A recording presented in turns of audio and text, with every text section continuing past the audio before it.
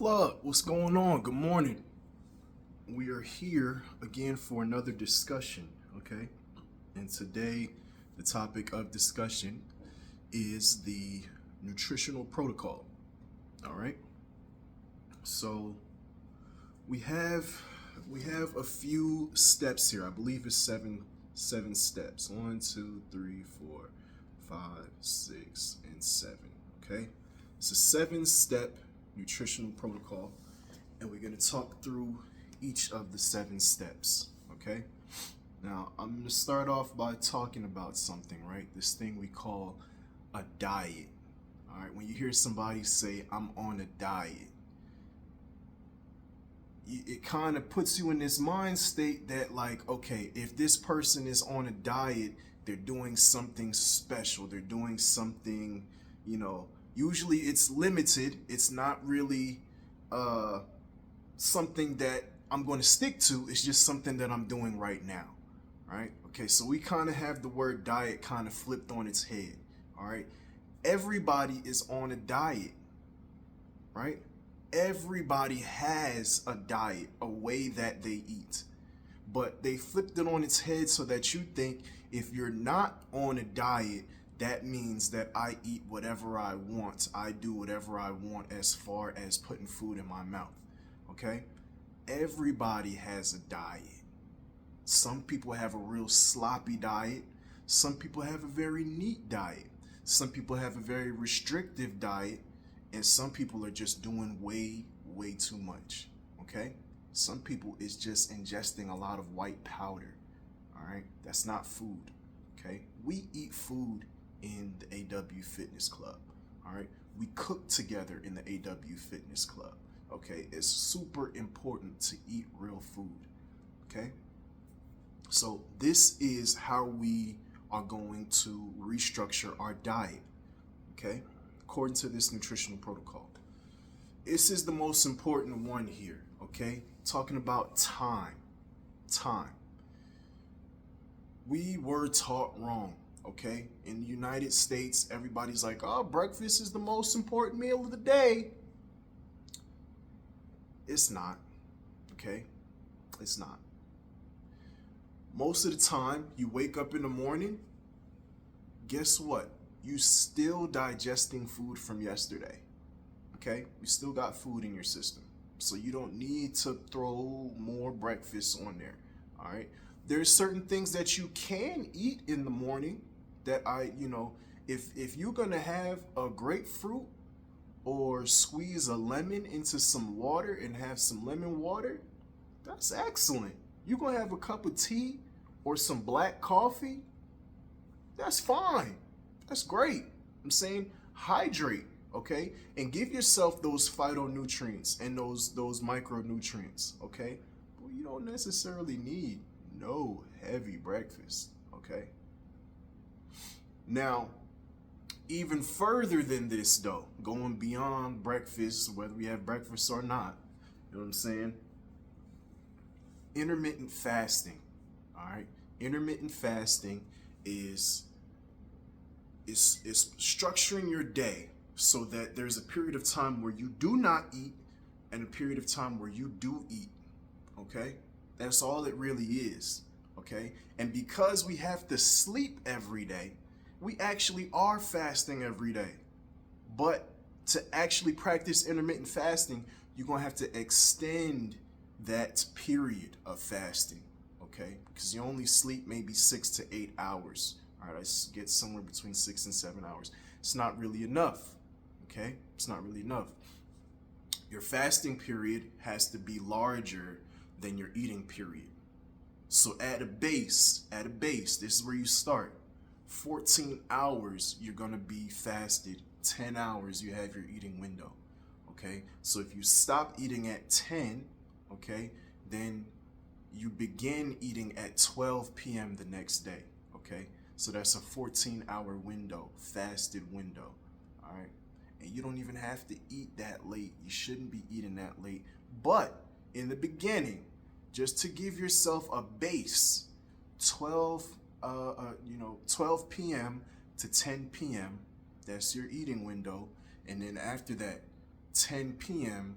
to 12 p.m., that's no food, okay? And you sleeping most of that time, all right? So it's not that hard, all right? What is going to be the real benefits behind this, all right? There's several. One, when you start to eat like this, you're gonna notice one thing. You're gonna be like, dang, I'm hungry. And then it's gonna be time to eat. It's gonna be 12 p.m. And it's in the beginning. You're gonna eat. You're gonna be so happy, okay? Over time, though, cutting out that meal in the beginning of the day, your stomach is going to start to shrink, okay? So that by the time you get to that first meal and you eat, you're gonna be full. Even if you didn't have a huge meal, you're gonna get full faster, okay? Because your stomach is shrunk, okay? Now, why is that a good thing? It's a good thing because now you aren't this ravenous beast because you have this huge stomach that needs to feel full all the time, okay? Because your stomach is smaller now, you're gonna be eating smaller portions, okay? Or even if you say, all right, I'm gonna have 2 meals and a snack. That meal, it could be 1,000 calories. It could be 1,100 calories. But trust me, you're gonna be full for a long time. You ain't gonna want that snack. And then you're gonna come to dinner, and you could have another big meal. All right, and you're gonna feel more satiated when you eat your food. Okay, and it's also shrinking the window for which you can overeat. Okay, so now if your stomach is smaller, you feeling more full, and you have less time to eat, your chances of overeating are vanishing. Okay, so this is just like it's a passive way to create this portion control for yourself. Okay, just takes a little bit of consistency and a little bit of discipline, and it will happen. And after 21 days, trust me, it's gonna be an easy habit for you. You're not gonna want the breakfast anymore. Okay, you're gonna start to feel you're gonna feel things differently. All right, when your body empties out and you can just breathe and you have that extra 10% energy. Trust me, you're gonna feel different. You're gonna feel different, and when you eat food, it's going to make you feel differently. You're going to understand what it is you're eating. You'll see what I'm talking about. Okay? All right. Now we're going to talk about something else. All right? This is another reason why this is such a powerful exercise. Your body, it's only burning 2 things, okay? We're not burning calories, but that's a totally different topic. We'll get to that, okay? You're burning sugar and you're burning fat. You could complicate it as much as you want to with your terms, ketones, this and that, and whatever. Glycogen, glucose, it's sugar and it's fat. That's what your body burns, okay? And it burns in a specific order. Sugar first and then fat, okay? You burn off all of your body's sugars and then you get to the fat, all right? After a period of 12 to 16 hours, it depends what kind of food you're eating, okay, and when the last time you ate it is, but a period of 12 to 16 hours, all the food in your digestive tract is going to be digested. There's going to be nothing left to digest, okay? And so when you get to that point, now your body is going off of reserves. So you have some reserves. One, you got the sugar that's in your blood. That's the glucose. Glucose gets burnt out, okay? Then you have sugar packed into the muscle. That's called glycogen. Glycogen gets burnt out. Then you have sugar in your liver, okay? And your liver also stores this sugar and releases it into the bloodstream. That gets burnt out. Once all of that sugar is gone, what is your body left to do? There's nothing coming through the digestive tract, all right? Now we have to switch over to fat burn, okay? It's called ketosis, when your body switches from this form of metabolism to this form of metabolism where we're burning fat for energy, all right? Ketosis. Now, when you get to that stage, now you're not just passively losing weight because I'm in a calorie deficit. You're actively burning fat, okay? And you can accelerate that fat burn with exercise, okay? So if you get to the tail end of your fast, and we're talking about, and this, you can move them hours around, okay? It just has to be 14 and 10. Some people might stop eating at 8 and then start eating again at 10 just because that's the way that their work schedule works out. I'm saying it's really the ratios that matter more than what time of day. All right. So for me, this is my example. Okay. So say now I'm at 12 p.m. Okay. And I messed up between a.m. and p.m. But say now it's 12 p.m. Okay. I'm at 14 hours fasted. If I get to 2 p.m., now I've been fasting for 16 hours, okay? Between that 14th and 16th hour, say I stopped eating at 8 the day before, all right? My system is empty. My system is empty. And now I'm in ketosis state, all right? And now I'm going to do a fasted workout. And I get an hour workout in. Yo, you accelerated that fat burn. There's no sugar to burn, okay? So now we just burning fat. You understand? Accelerate though. It's an accelerated window, and you have an opportunity to do this every day. To just say, hey fat, what's up? Let's fight. I'm gonna tear your ass up. You know what I'm saying? You have an opportunity to do this every day. All right?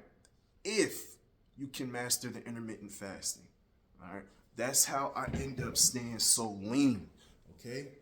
I have not eaten yet today, and I'm probably not going to eat for a little bit, all right, because I'm not hungry. It's not time to eat, you know what I'm saying? But I can keep myself lean, not by doing all this crazy exercise. I just maintain, but I watch my diet, you know what I'm saying? And I play with it, all right? And I do give myself a little bit of stimulus every day. Have I worked out crazy yet today? No, but I've done some pull-ups. I've done some core work because I have it set up in my room. So to get in and out of the room, I got to pay the toll to that pull-up bar. All right. So I give myself little windows. All right. So, let's see. That's really timing. Okay. Timing. So you can play with those, with the window. It doesn't have to be 12 and 10. It could be 8 and 6. You know what I'm saying? It's up to you and what your schedule allows. Second point of the nutritional protocol, snacks.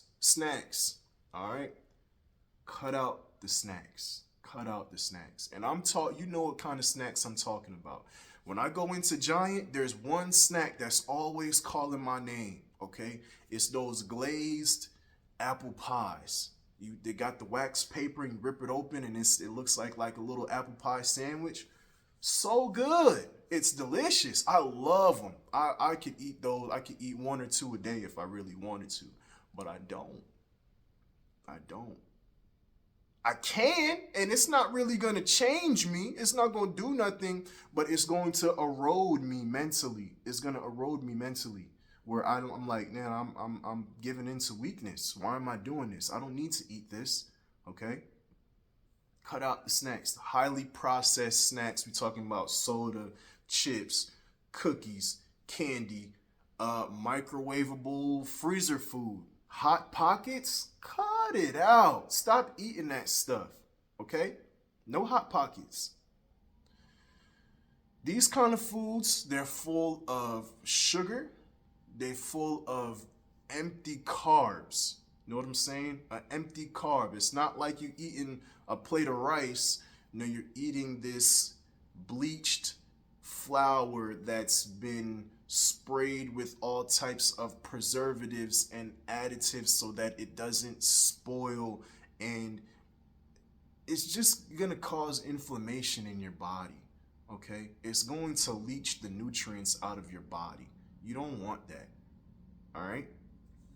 You can't burn fat effectively with these things in your diet.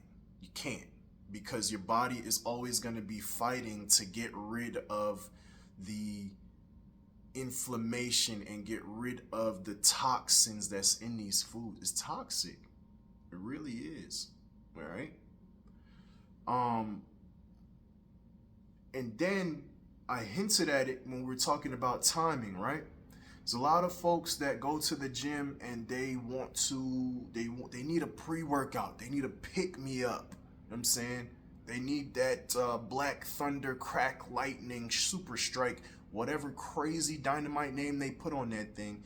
It's white powder. It's white powder. It's drugs and it's sugar. Okay? And you add that sugar to your system before you work out, you shoot your insulin level up. Okay? You shoot your insulin level up, and now you cannot get to that fat burn. Okay? You have to burn off the blood sugar first. All right? And it's a lot of sugar. It's a whole lot of sugar.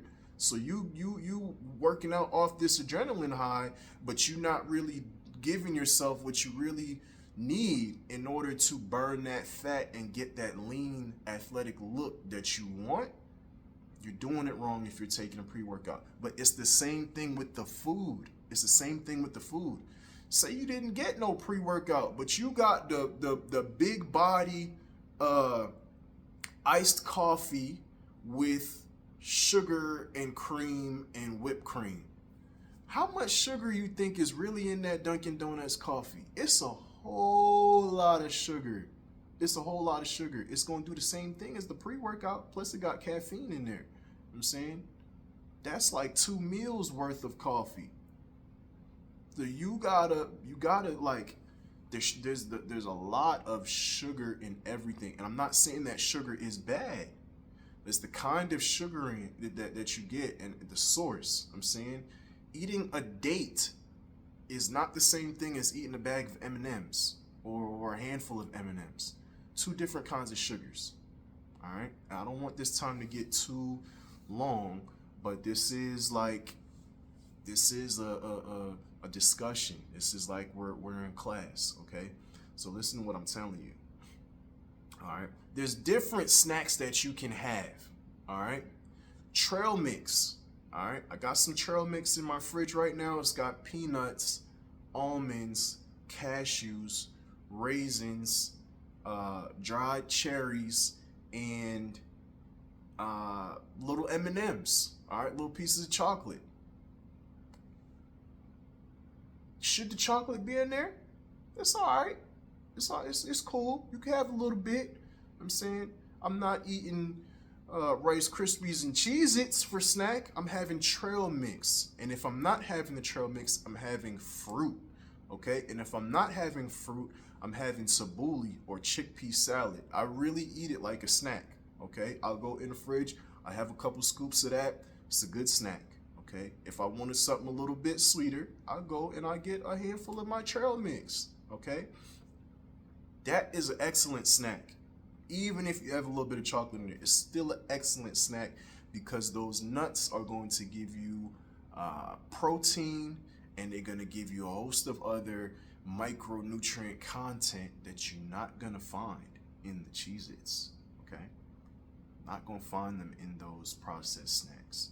There is no nutrient value to those things, just sugar and empty carbs and preservatives. All right? So snacking. That one is not hard. Stop drinking soda and don't even try to replace it with diet soda. That's nonsense. Drink water. Okay? Drink water. This one is going to be really tough. Okay? Bread. Gotta cut out the bread. Sliced bread is a big no-no. All right? It's a big no-no. If you're making your own sourdough bread, I can't fault you. If you're making the bread, fine. Because I know that you're making sourdough bread for a reason. Because you understand that the grain in this country is not so good. I know that you guys probably heard of something called glyphosate by now. Okay? This is a herbicide, whatever they call it. It's toxic. Okay? It's toxic. And it's in all the food. In all the food. But if you're eating bread, especially if you're eating bread, you're drinking it. All right? And it's hurting your body. It's hurting your body. All right? So we got to get rid of the bread. Doesn't mean that we're getting rid of carbs. Carbs are not a problem. but we just gonna cut out bread for the sake of sticking to our nutritional protocol. All right, so no bread unless you're gonna eat Ezekiel bread. Ezekiel bread, I approve of that bread. Okay, that's that biblical bread. You can have the Ezekiel bread. And if, like I said, if you're making your own sourdough, I can't fault you. You can eat that. That's fine. All right, but all the other kinds of bread, you got to get rid of it. All right, because we're eating bread all the time. We don't really think about it, but we're eating bread all the time. We're eating bread for breakfast. We're eating bread for lunch because I'm gonna go get a sandwich, and we're eating bread for dinner. All right, because you're gonna have what? You're gonna have pizza, or you're gonna have whatever. Is a whole lot of bread. All right, you're gonna have dessert. You're gonna have some cake. You're gonna have some cookies. Is all considered bread. It's all considered bread. Okay, so I'm not saying cut out carbs. Okay, if you look on that grocery list, you have rice, you have potatoes. All right, carbs are not the problem. You could even have pasta. But if you're gonna be eating pasta, you should definitely cut out the bread. You feel me? All right. So we're gonna talk more about why you shouldn't be eating bread, but basically, you got to be careful with your carbs. Okay. Not saying that they're bad, just saying that not all carbs are equal.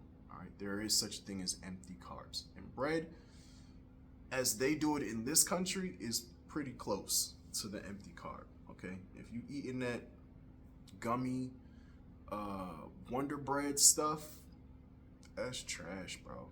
It's no good. It's not good bread. All right, and it's just like it's sugar. It ends up everything that you eat, whether it is a steak or an M&M or a slice of bread or a banana. I'm saying everything ends up breaking down into sugar or fat. It's one of the two. Even protein. If you really go look at it, protein breaks down into something called a ketone body. Okay? It's fat. It's fat. All right? So the body is very simple. Is complicated. Is not complicated. It's complex, but it's also simple. All right. You don't really want to overload your body with the bread. I would back up off that. Okay. Mashed potatoes is fine. You're gonna find some new carbs that you really like. All right. Tubers. Instead, this is how I got rid of the bread. I started eating green plantains. All right. I slice up the plantains. I fry them in some avocado oil or some olive oil. I throw some salt on it, and that's my bread. If I'm going to have eggs, I'm probably going to have some green plantains. I just got some from the store right now. Now you're going to say, so what's the difference between the green plantains and the French fries? That sounds like a French fry. It is a French fry pretty much, but it's a banana. All right? It's a banana. So it's not a French fry. And French fries is not bread. You can have French fries, but just be careful. Be careful. All right? Everything in moderation. All right. This one's super important. Fruit and vegetable diversity.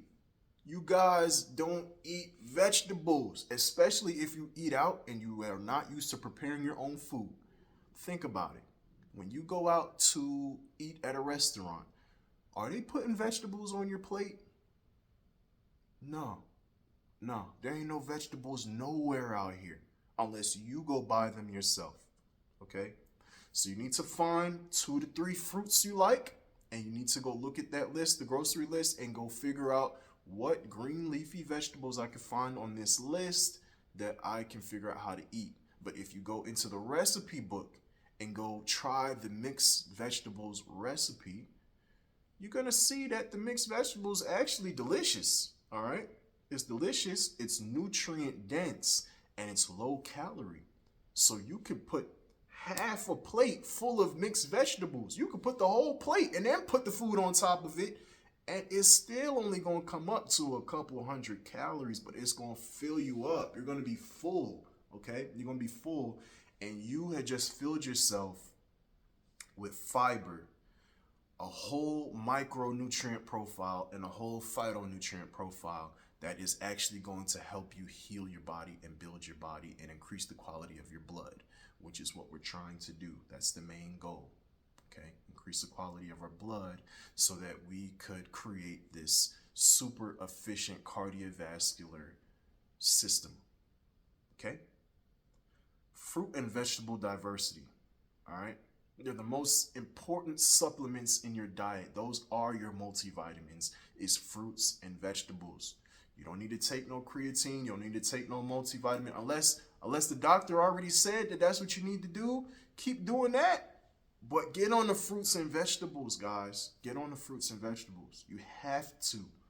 And not just, oh, I have string beans on my plate. If I were to rate the fruit, your vegetable diversity, if you eat a meal with just string beans on your plate, you're going to get a C or a D. You know, you're probably going to get a D because at least you got vegetables on your plate, but there's no diversity there. Add another vegetable. Put some carrots with those string beans. Okay, do something else. Get used to eating multiple different kinds of vegetables every night. All right.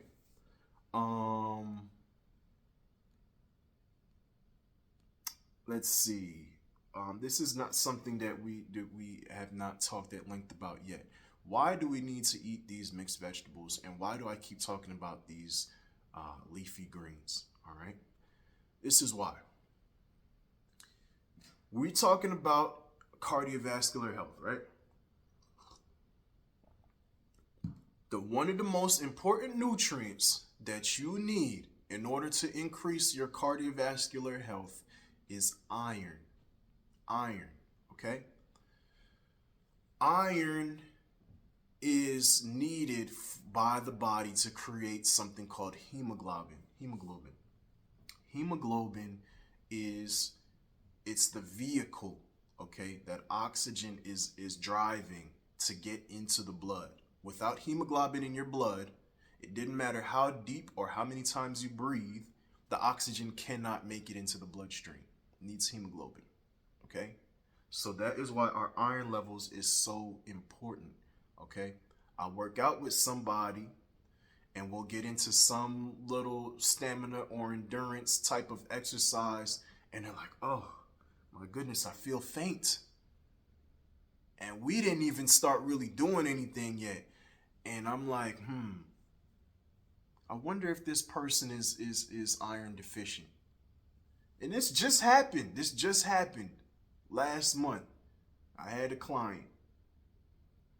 So I asked her, so I was like, how are your iron levels? She was like, how you know about my iron levels? I'm like, I'm just observing. It's just a question. It's like, yeah, the doctor told me that I'm iron deficient. All right. So the next question you're gonna ask me is, well, what about meat? Meat has iron too. It does. But let me ask you a question. What kind of meat sources are you looking to every day?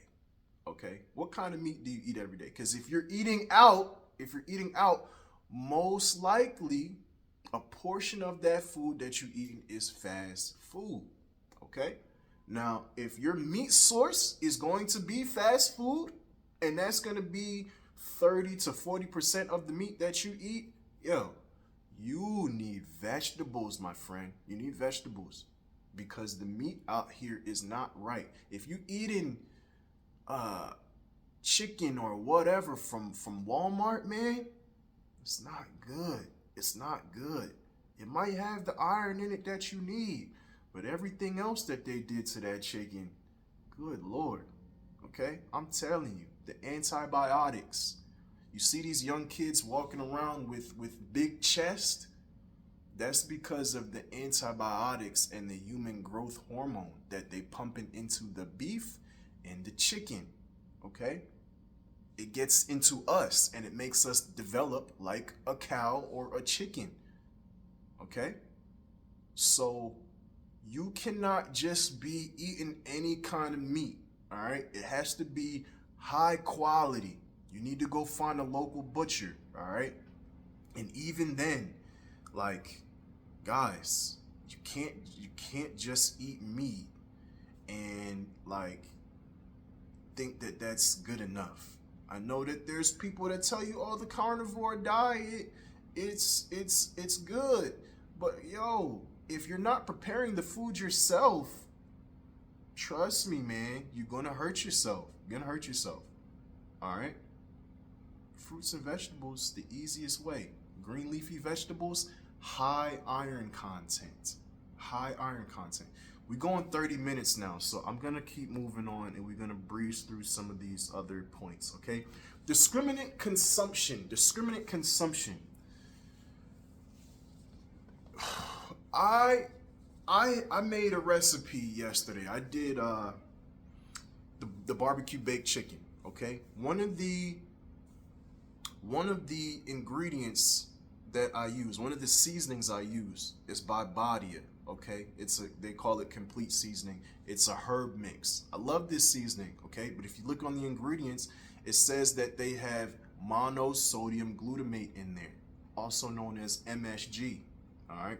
MSG is something that is not good for you for a number of reasons, okay? But they put it in a lot of different seasonings and stuff, okay?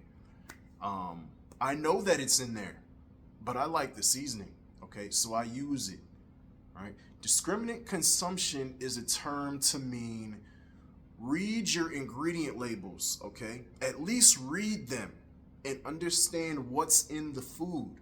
Discriminate, okay? I see this, I don't want that, okay? I see this, I'm gonna put up with it. Discriminate, all right? My kid's talking about he wants Lucky Charms. I go look at the Lucky Charms box. I see that it has trisodium phosphate in there, okay? That's something that they also put in, it's like paint thinner, you know what I'm saying? Why is that in the cereal? Why is paint thinner in the cereal? I don't know, but I don't want my son eating it, okay? So I'm discriminating. This is not so good, but I'm gonna contend with it. This is not so good, I'm gonna leave it alone, all right? As opposed to indiscriminate consumption, where I just close my eyes and I just eat whatever I want because it tastes good, okay?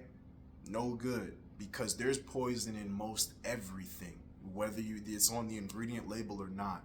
So you have to open your eyes, okay? Read the ingredient labels and start asking questions, all right? You don't want to end up at the hospital with some illness or worse and you don't even know how you got here, okay? It came from the food. It came from the food. That's the answer, all right? So just exercise your choices with full knowledge of what you're consuming. That's discriminate consumption, all right? Dietary staples. Dietary staples, this is one of the most important points in this entire thing, all right? If you're really gonna do this and you're really gonna get healthy, this is what you have to do, okay? You're gonna have to start preparing some food at home. If you don't cook, please use these resources, okay? Use these resources. I'm gonna cook the food right in front of you. You just gotta follow along. If you do it how I do it, it's gonna taste good. I know it takes work, I know it takes time, but guys, do you want to live like this forever, or do you want to make a change? If you figure it out and you go through the hard thing right now, it gets easier. It makes your life easier. I don't have to cook every day, because the way I cook for my entire family. I made the barbecue baked chicken wings a couple days ago. They still in the fridge. I bought like 6 pounds of wings. I baked all of them, so it's gonna last me a few days, okay? I made the rice. The rice is gonna last me the whole week. I make the mixed vegetables. Mixed vegetables is gonna last me the whole week, okay? So the rice, dietary staple. The mixed vegetables, dietary staple. The meat, I mix it up, but the rice and the vegetables is always in the fridge. The meat is That's what I'm saying. I mix it up. Sometimes I'm not gonna have the chicken. Sometimes I'm gonna have the steak. Sometimes I'm gonna have the fish. I mix it up, but the dietary staples are always in the fridge. Okay, and if you establish dietary staples, you don't have to count calories. The only reason you have to count calories is because you're always going out to this place and that place and getting something different. And I'm gonna go to this Chinese food, and I don't know how much of that I can eat because I don't know how many. You don't got to do all of that when you have dietary staples, because I know that a cup of rice is going to run me about 250 calories. All right. So that's already accounted for on my plate. I know that this serving of vegetables is going to be probably like maybe 90 calories, maybe, if I got some hearty vegetables in there. You know what I'm saying? So I put 2 servings of that on the plate. Okay. Them calories are accounted for. If I just ate the rice and the veggies, I'm really going to be pretty full already. You know what I'm saying? So now I have my serving of meat on there. That serving of meat probably going to run me, it depends what it is, but it's probably going to run me about 400 to 600 calories, depending if I have a serving and a half. Okay, I had 2 servings. I don't know. It depends how hungry I am. But now I'm talking about portions, servings, and I'm talking about, you know, dietary staples. All right, we're talking about portions and we're talking about serving sizes. When you have the dietary staples and you're eating them all the time, you already know what it's going to cost you calorie wise. You don't need to count calories no more. You just have to know what your proper portions are for what it is that you're trying to do. There's a way to portion a plate so that you are going to gain weight, or there's a way to portion a plate so that you're going to lose weight, or there's a way to portion your plate so that you're going to maintain. Right? So serving sizes with a portion guide, and you establish your dietary staples, it ain't no need to count anymore. Okay? So dietary staples, okay? And the last point of this nutritional protocol is to drink more water. All right? We already said we're going to cut out the soda and the juice and the diet this and diet that. Drink more water. Drink more water. Drink more water. Your body is over 70% water. Your blood is mainly water. All right? If we not drinking water, we are throwing off the balance in our body. And not just drinking water, okay? The food that you eat. You know that if you have a apple or any kind of fruit, right? The fruit, even though it's a solid, it's like 80 to 90% water. The vegetable, the tomato, it's mostly water, okay? So you actually you're drinking water when you eat these vegetables and these fruits. And it's even better than just having a bottle of spring water. It's better to get the water out of the fruit, because the fruits and the vegetables, they've enriched this water. It comes with other nutrients that you need, okay? And it helps your body absorb those nutrients better as well, as opposed to these processed foods, the cracker or the whatever, the macaroni, whatever it is that you eating, that don't have no water content in there. It's dry. So it's sucking the water out of your body to digest it. You know what I'm saying? It's throwing off your balance. You got to keep yourself in balance. All right. You need the water. You need the water.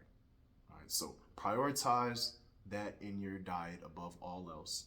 And when you do start drinking water, it should be the first thing that you have in the morning is water. Water before coffee. Okay. Coffee is a diuretic. It's going to get water out of your body.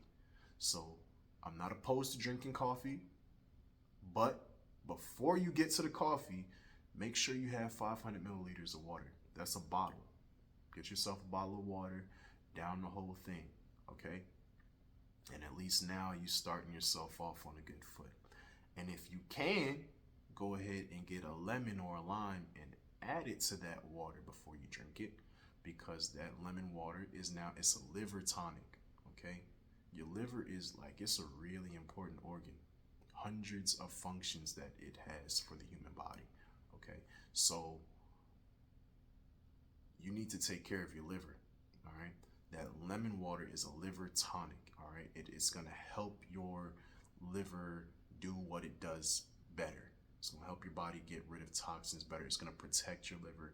And there's also something else on that list, that recipe book, virtual cookbook, whatever you call it, clove water. Okay. You could add cloves to some water and have that on the daily too. And that's also going to help your liver. All right. There's a way that you can make the fruit shake. Okay. If you combine watermelon and lime. Okay. And I believe there's one other ingredient. I'm going to look it up. But there's things that you can do, ways that you can eat that is going to help rebuild and protect and enrich your organs that is keeping you alive. Okay? And it's all about the phytonutrient content and the micronutrient content of the food. This is something I just learned the other day. All right? Heart problems. If you are having heart failure, it might not be because your arteries are clogged with cholesterol. That's like something that happens after the heart failure, believe it or not. Okay? Deficiencies in certain nutrients, two of them to be particular about this specific example. Okay? Selenium and copper. If you become deficient in those minerals below 40% of what you're supposed to have, and you have that deficiency over a prolonged period of time, it can kill you. It can cause heart failure. Okay, it could cause your vascular system, your vessels, blood vessels, to become hardened. Okay, and it can cause those inflammation in those blood vessels and in the heart. Okay, so what I'm telling you about the micronutrients and the phytonutrients is vitally important. That is why those vegetables is so important. Okay, gotta start. All right, so that is nutritional protocol. We've been going 42 minutes, and we could really talk about this all day. All right, but I just want to get you started with that nutritional protocol. Look into it and start seeing how you can start to restructure your diet, because this works, man. You're just gonna feel so much better, and it's gonna make your exercise more effective. Okay. All right, guys. I'll see you in the next module.